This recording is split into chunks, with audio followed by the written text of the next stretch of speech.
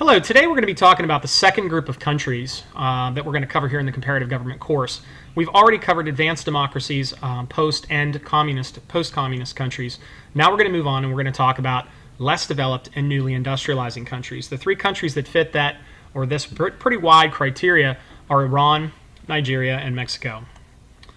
All right, so when we talk about these types of countries, we're talking about most of the countries in the world really fall into this category. Before the fall of the Soviet Union, these would have been categorized in comparative government as third world countries. One big component or one big idea here that you have to understand is that no two less developed or newly industrializing countries are really the same.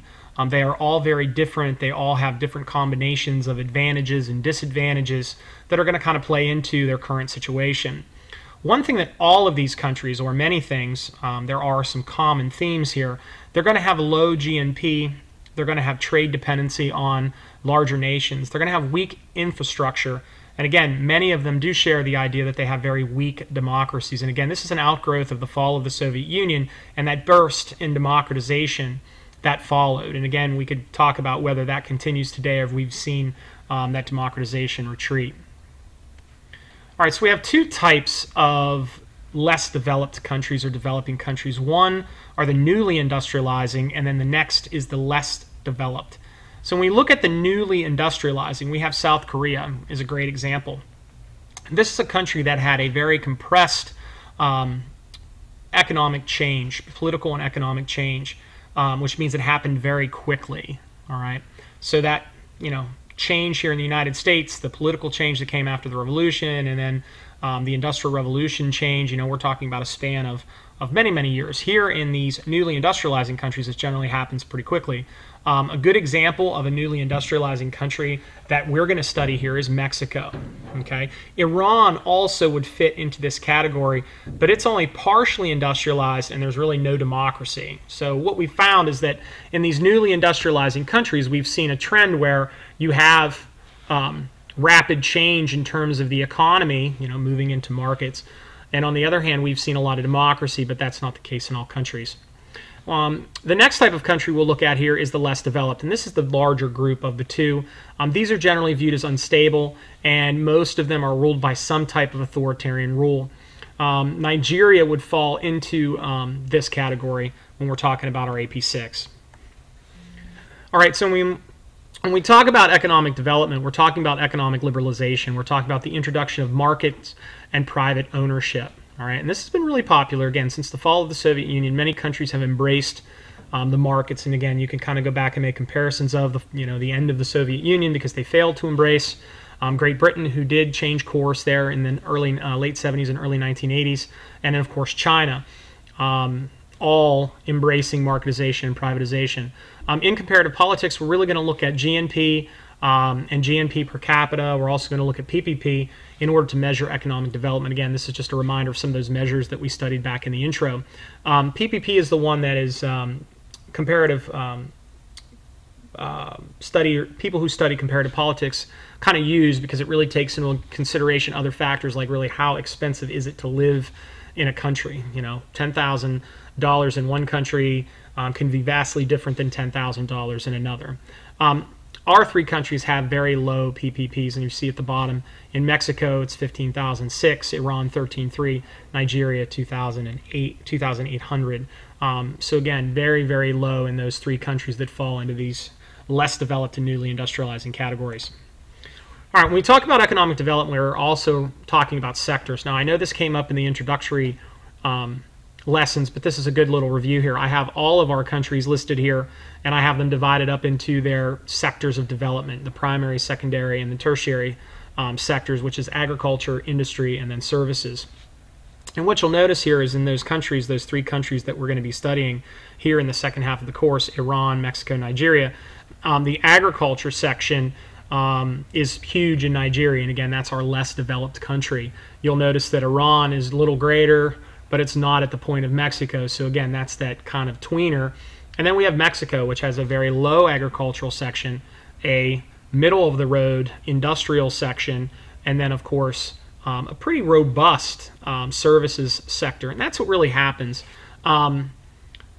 as a change occurs in a country, and as we industrialize, you're going to see that gradual shift from agriculture to industrial and then eventually to services. So if we look down at the United Kingdom, you'll see that they have a very, very small agriculture section, a industrial section that is not very large, and a economy that's going to be dominated by the service industry. And again, if you had the United States there as another comparison, it would be very similar. Okay, when you have this large amount of service-oriented economy, this kind of brings us into that idea of the postmodern society, or that post-industrial society, where we start thinking about things outside of just growth and money. We start looking at, schools and environment, etc. All right, theories of economic development. Well, how does this happen? How do these countries get where they want to get? So one view of that is westernization, where countries need to take the same path that all of these other countries in the West have taken in order to industrialize. They should emulate the path taken by nations before them, like Great Britain, like the United States. That's one view. And the other one is a more pessimistic view. It's a dependency theory, where any economic development in a new country, let's say Nigeria, a less developed country, or Iran or South Korea, is going to be really limited by the other nations, the already industrialized nations, and they're only going to let those countries move as far as they really want them to move. And the question there at the bottom is, how can a country develop when all of the resources are already controlled by a handful of really prosperous industrialized nations? So again, it brings up this idea of scarcity, and how much competition can exist when you have these really big players.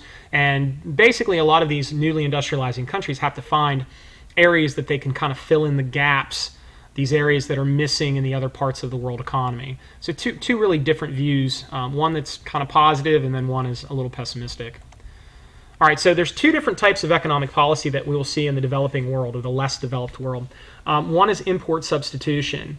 And again, this is one where a country is really going to focus inward. They're going to have some tariffs that are going to protect domestic business.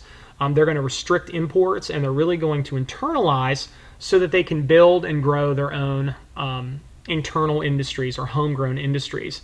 And the idea is, they'll let these grow and mature, and then eventually, when they're ready to compete, they'll bring them into the market. And again, you can kind of see how this takes time, and by restricting imports, you're also going to create enemies in terms of free trade. So again, this is a pretty difficult type of economic policy to pull off successfully. The other one is an export-oriented industrialization. Again, when we look at what are called these Asian tigers, Hong Kong, South Korea, Taiwan, Singapore, and again, they began to boom in the 1960s, and the boom continues today because they were very, very smart in that they would find that niche, that area that maybe the Western or the other industrialized nations were not servicing effectively. They focus on that specific economic production, and I mentioned here in the slideshow, TVs and electronics. They do it cheaper, they do it more reliable, they build more reliability in their products. And again, in a consumer-driven market like the United States, we're looking at a market economy. We're looking for the cheapest products, the well-made products. If I can buy something that was made in South Korea that's cheaper than, say, a competing product and has the same, if not better, features, yeah, I'm probably going to definitely buy that item. So again, that's a great example. So the two different types of economic policy, we have import substitution, which is more or less, hey, we're going to look in, we're going to protect our businesses and then work. And then the other is export-oriented, where we're going to find a niche, find an area that is lacking, and we're going to fill that need. All right, so political development, a lot of these newer countries, these less developed or developing countries, we have democratization again. The trend has been a move towards democracy. And again, we're talking about both procedural and substantive democracies, again, liberal and illiberal. We see procedural democracies beginning to move towards substantive democracies through what we called, again, just like economic liberalization, but political liberalization. So that's what we're kind of watching at this point. We had a lot of procedural democracies pop up. Now we're watching them kind of transition. Mexico would be a really good example of a democracy that has really begun to transition into a substantive democracy from one that was really procedural for more than 70 years. To kind of wrap things up here, with a lack of progress in Russia, the fact that China has been really slow to liberalize politically and socially, it's really tough to categorize so many of these different regimes. It's tough to categorize countries as, hey, this is a democracy, this is not, because we have these hybrid regimes. We're going to show characteristics of a bunch of different types of system at the same time. So we call those hybrids. Like, and, you know, Russia is going to be a great example of a hybrid. You know, they have this great democratic structure, but they also have a very rigid authoritarian leadership system built around Putin. When we look at China, we have this wonderful, you know, mostly market-based economy, or a large portion of their economy is market-based, and we have communism and the Communist Party controlling a lot of the social and political mechanisms there in China. So again, those would be hybrid regimes. All right, well, thanks for joining me today in our discussion of less developed and newly industrializing countries. Make sure to do the Google form.